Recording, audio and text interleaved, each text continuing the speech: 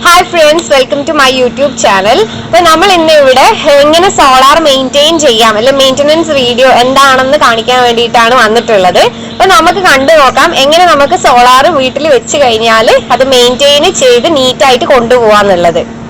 അപ്പൊ നമ്മൾ എന്തിനാ ഈ സോളാർ മെയിൻ്റനൻസ് ചെയ്യുന്നതിനുള്ളതിന്റെ പ്രധാന കാരണം എന്ന് വെച്ച് കഴിഞ്ഞാൽ ഇതിന്റെ പ്രൊഡക്ഷന്റെ ആ ഒരു എന്താ പറയാ നീറ്റായിട്ടുള്ള ഒരു പ്രൊഡക്ഷന് വേണ്ടിയിട്ടാണ് നമ്മൾ ഇത് മെയിൻറ്റെയിൻ ചെയ്ത് കൊടുക്കുന്നത്.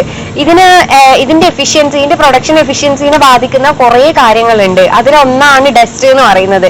രണ്ടാമത്തെ കാര്യങ്ങൾ എന്ന് വെച്ചാൽ ഈ ഷെയ്ഡ് നിഴല് എന്ന് പറയും നമ്മൾ ഈ മരച്ചില്ലേന്റെ അങ്ങനത്തെയൊക്കെ ഉണ്ടെങ്കിൽ നമ്മൾ അപ്പാട് ഇതിനെ നേരെ വരുന്നത് വെട്ടിയിട്ട് മാറ്റി കൊടുക്കണം. പിന്നെന്ന് വെച്ച് കഴിഞ്ഞാൽ ഈ ബേർഡ് പൂപ്സ് അതായത് പക്ഷിക്കാഷ്ടം അങ്ങനത്തെ കാര്യങ്ങളൊക്കെ ഉണ്ടെങ്കിൽ അതും ക്ലീൻ ചെയ്ത് കൊടുക്കാം.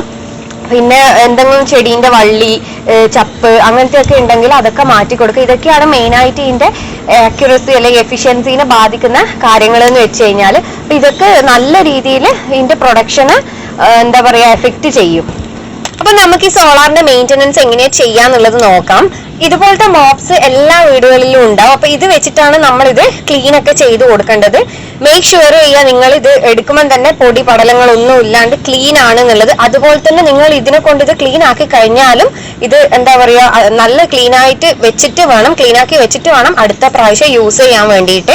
അത് നിങ്ങൾ മസ്റ്റ് ആയിട്ട് ശ്രദ്ധിക്കുക. പിന്നെ ഇതിന്റെ മേലെ വരുന്നത് ടെമ്പേർഡ് ഗ്ലാസ് ആണ്. അപ്പം നല്ല സ്ട്രോങ് ആൻഡ് അങ്ങനെ എന്താ പറയാ നല്ല സ്ട്രോങ് ആണ് സാധനം. പക്ഷെങ്കിൽ നമ്മളിപ്പോ ഒരു ലോങ് ടേം യൂസിനാണ് ഇത് വെച്ചിട്ടുള്ളത്, ലൈക്ക് ഒരു 20-25 ഇയേഴ്സിലേക്കൊക്കെ വേണ്ടിയിട്ട്. അപ്പൊ എന്ന് വെച്ച് കഴിഞ്ഞാൽ എത്രത്തോളം നമുക്ക് എഫിഷ്യൻസി ടേക്കപ്പ് ചെയ്യാൻ പറ്റുന്നുള്ള കാര്യം നമ്മൾ എപ്പോഴും ശ്രദ്ധിക്കേണ്ടത്. അപ്പൊ തുടക്കുന്ന സമയത്ത് ഓവർ പ്രഷർ ഒന്നും കൊടുക്കാതെ തുടച്ചു കൊടുക്കുക. ചില സമയം സ്ക്രാച്ചസ് ഒക്കെ വീണിട്ടുണ്ടെങ്കിൽ ഇതിന്റെ എഫിഷ്യൻസിനെ നന്നായിട്ട് ബാധിക്കും. പിന്നെന്ന് വെച്ച് കഴിഞ്ഞാൽ ഇതുപോലത്തെ മൈക്രോ ഫൈബർ ടവൽസ് ആണ് യൂസ് ചെയ്യേണ്ടത്.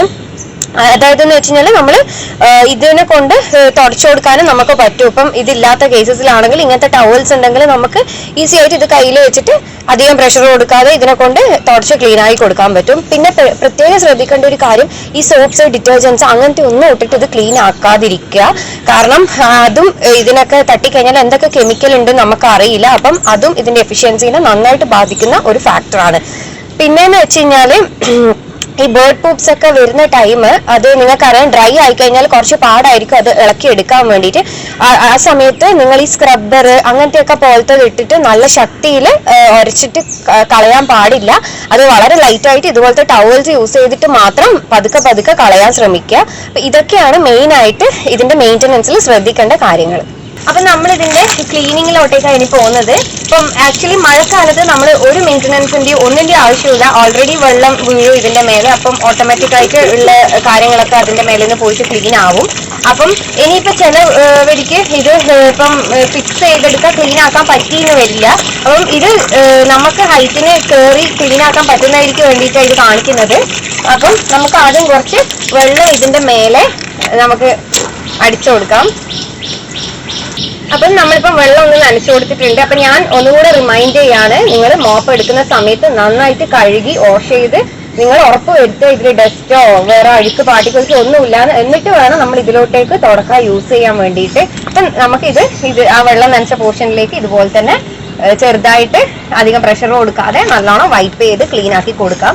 പിന്നെ പ്രത്യേകം ശ്രദ്ധിക്കുക, മോപ്പിന്റെ സൈഡിലുള്ള ഈ സാധനങ്ങളൊന്നും തട്ടാൻ പാടില്ല, സ്ക്രാച്ചസ് വരും. അപ്പൊ അതുകൊണ്ടാണ് ഞാൻ പറഞ്ഞത്. അപ്പൊ തുടക്കുമ്പോൾ ജസ്റ്റ് ആ ക്ലോത്ത് പോർഷൻ കൊണ്ട് മാത്രം ക്ലീൻ ആക്കിയിട്ട് കൊടുക്കുക.